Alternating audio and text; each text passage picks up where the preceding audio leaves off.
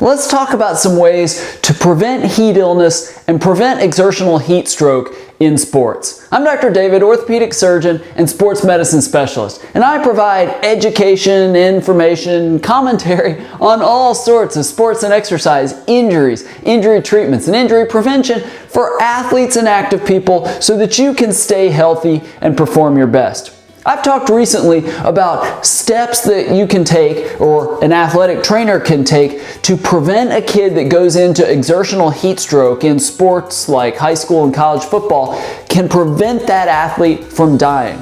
But let's look at it from a bigger sense. We'll step back and talk about how we can prevent heat illness in the first place. And I have a couple ideas about that. First, and I want to applaud the National Athletic Trainers Association. They've been instrumental, and the Corey Stringer Institute too, they've been instrumental in creating what we call acclimatization guidelines. These are basically guidelines for how the first couple weeks of summer and fall practice should go in sports like football. Because to be fair, that's where a lot of these exertional heat stroke events happen and exertional heat stroke deaths happen. It's the third most common cause of death in high school and college football after cardiac issues and traumatic brain injuries. So it's something that we need to deal with. And basically what it involves is gradually increasing exposure to heat and getting the athletes adjusted to it. And I'm not going to go through all the guidelines. If you Google National Athletic Trainers Association, their website, you can find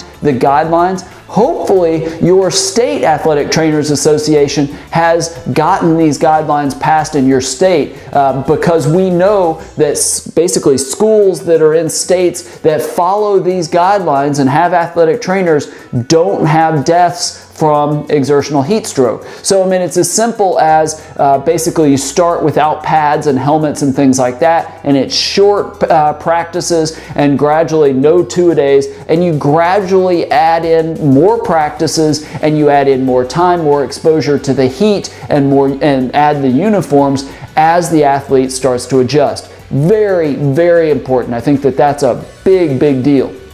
Another thing I might recommend would be, for kids that are playing a sport like football, yes, you're going to start, end of July, beginning of August. That's not the time to get in shape. Your kids need to be getting in shape in May and June. So that's when they get in the weight room. That's when they get out on the track and start running sprints. But you start building up that strength, that cardiorespiratory fitness, basically independent of the heat. Get the conditioning going and then slowly add in heat. Don't try to get in shape and get used to the heat at the same time at the end of July or the beginning of August. You don't have time at that point. If you're coming in out of shape, it's really, really hard at that point. So that would be another key point. The third thing would be hydration. And I'm not going to get into all the specifics because there's a lot to that. This is a good one for the athletic trainers. But you've basically got to be drinking water pretty much throughout the day. This is not something that you can just drink water during and after practice and expect to be hydrated. A good rule of thumb, maybe I'll do a whole video because hydration is such a complex topic,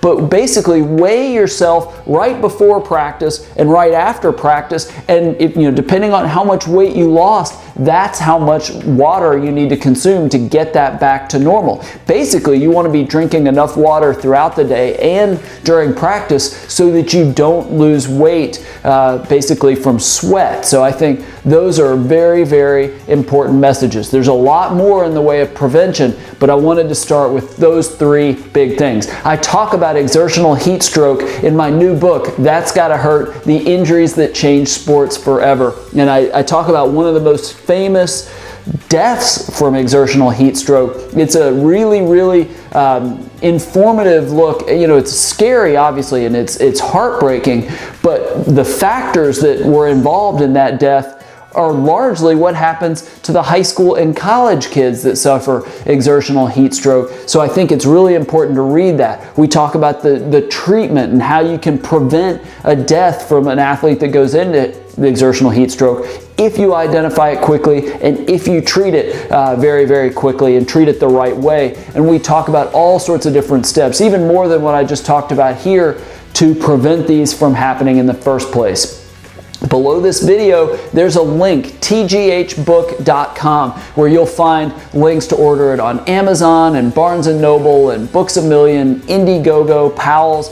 Basically, it'll take you right there and you can order your copy.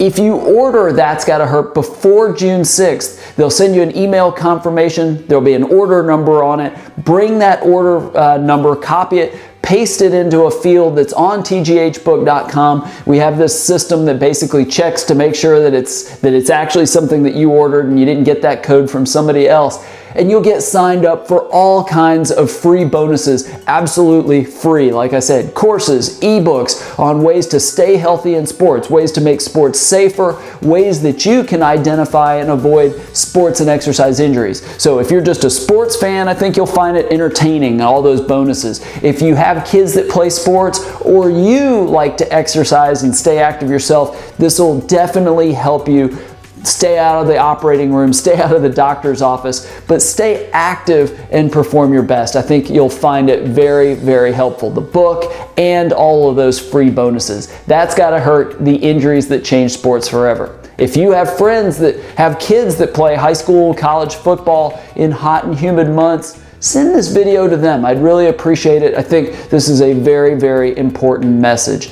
Thank you so much for watching. Buy your copy of That's Gotta Hurt today, right now, and I look forward to seeing you right here next time.